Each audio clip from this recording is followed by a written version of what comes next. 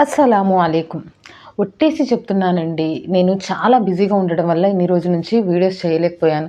నిజంగా నాకైతే చాలా హెల్త్ బాలేదు. మా అమ్మ మీద ఒట్టు, మా నాన్న మీద ఒట్టు ఇలా అని నేను అంటాననుకున్నారా? అస్సలు కాదండి.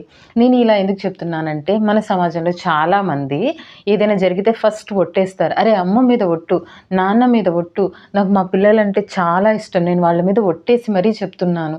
నేనసలు ఏ తప్పు చెయ్యలేదు. అసలు నేను ఆ పని చెయ్యను అని చెప్పేసి. ఇది షిర్క్ అయిద్దండి. అల్లాహ్ సుబ్హానహు వ తఆలాని తప్పించి మనం వేరే వాళ్ళ మీద ఒట్టు వేయడం షిర్క్ కిందకొచ్చిద్ది. మన ప్రవక్త ముహమ్మద్ సల్లల్లాహు అలైహి వసల్లం వారు ఇలా చెప్పారు. అల్లాహ్‌ని తప్పించి వేరే వాళ్ళ మీద ఒట్టు వేయడం షిర్క్ కిందకొచ్చిద్ది.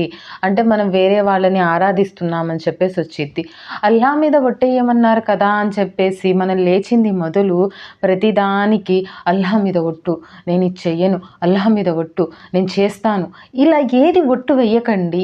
చాలా చాలా అవసరమైన సిట్యుయేషన్‌లో మాత్రమే ఒట్టు వెయ్యాలి. ఆ వేసిన ఒట్టుని మాత్రం మీరు తప్పకుండా నెరవేర్చాలి.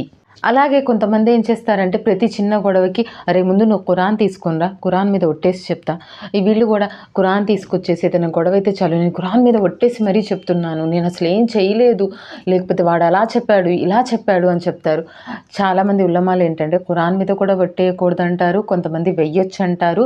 వెయ్యొచ్చన్న వాళ్ళు కూడా ఏంటంటే ప్రతి చిన్న గొడవలకు కూడా ఖురాన్ మీద ఒట్టేసి మీరు చేసిన తప్పుని లేకపోతే మీరు తప్పు చేయకపోయినా కూడా అది ప్రూవ్ చేసుకోవడానికి ఒట్టన్నది వెయ్యకండి. చాలా రేర్ సిట్యుయేషన్‌లోనే ఒట్టు వెయ్యాలి. ఈ వీడియోని ఎక్కువగా షేర్ చేయండి. ఎందుకంటే మన వాళ్ళు చాలామంది మాటి మాటికి ఒట్టేస్తారు. కనీసం ఈ వీడియో చూసైనా వాళ్ళు మారాలని అల్లాహ్ సుబ్హానహు వ తఆలాని దుఆ చేస్తున్నాను. అస్సలాము అలైకుం.